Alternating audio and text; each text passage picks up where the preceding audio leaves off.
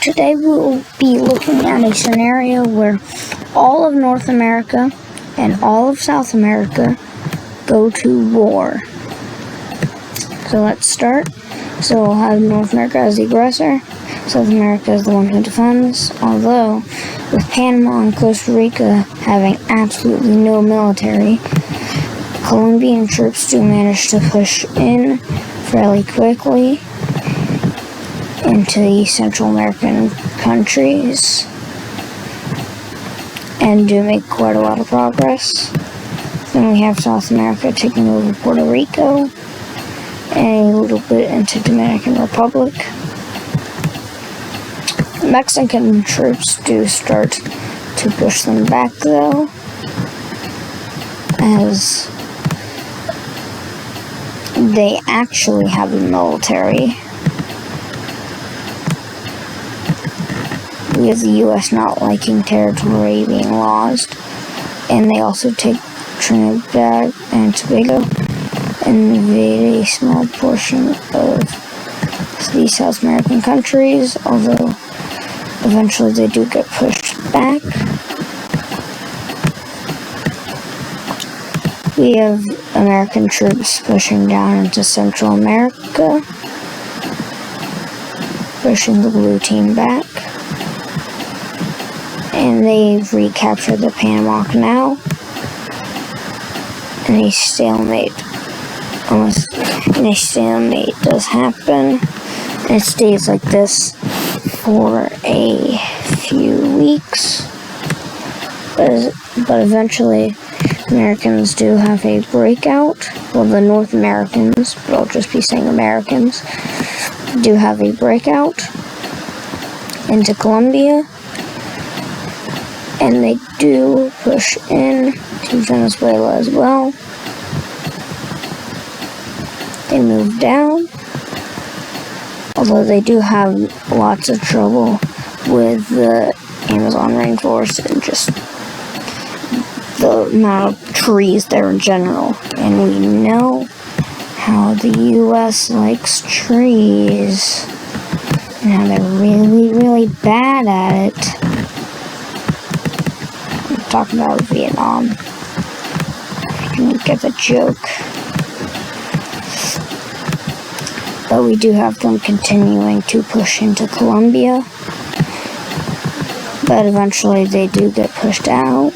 Well, not out, but pushed back pretty far, with guerrilla warfare in Venezuela pushing them back quite far.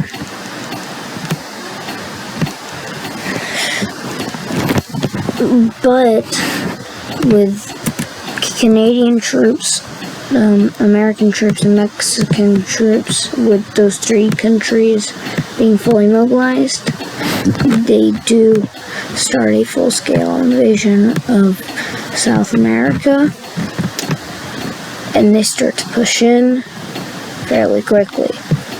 They make about this, with a massive front line being established. Although they don't maintain a lot of this land for very long, because it's quite ambitious to begin with. But they do take out almost all of Colombia though, and about half of Venezuela. All of Ecuador is recaptured, and they do start to push the Americans out, which they do succeed in. Which they do succeed in, with Brazilian troops and Argentine troops coming in. They do manage to push them almost completely out, while a few American troops, well actually, American and Mexican troops here do manage to still be in South America. With this failing really badly, they do plan a naval invasion and they land here in Colombia, here in Venezuela, here in Trinidad and Tobago, and also here in Venezuela. And one more just, oh god, no. Yeah, so they have this, this, and this. And then they also naval invasion here to connect with this one. So how does it go? Well, this one gets pushed back, this one gets pushed back, and this one gets pushed back. Although this one does expand fairly quickly, it is now the new front line for the North American troops.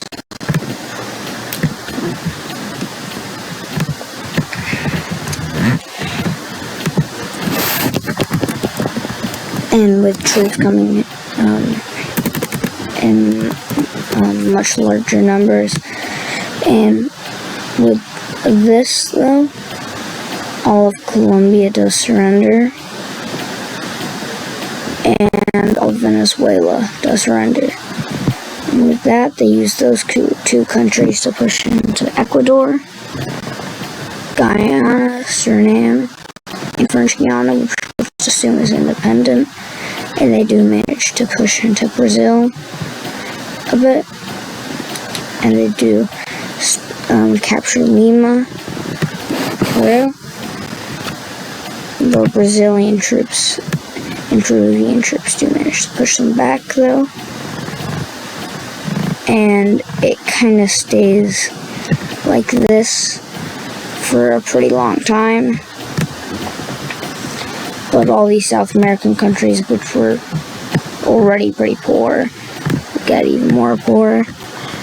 And Peru surrenders to the Americans, to the North American troops.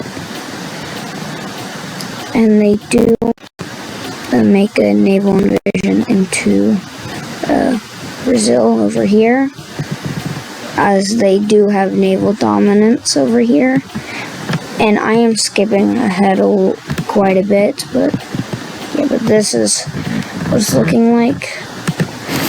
But the war does slow down drastically, as the American troops don't make as much progress, as the Amazon does slow them down. Although in Chile and Bolivia, they do push, well, absolutely destroy their militaries.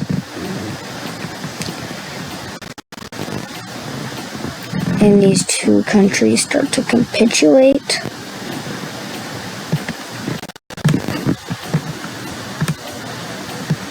And with this, well, most of the world is funding North America. Mostly goes to the US and Canada, but yeah.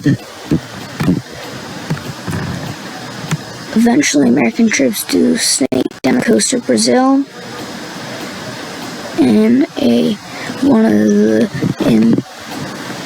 hardest, well, one of the most deadly operations, military operations, and this war has killed many, many, many people. But with this, Brazil starts to capitulate, and they do push into Uruguay, and all of Paraguay falls. In this time, they only lost half of their population. Yeah, they capture Buenos Aires, they capture the Chilean capital.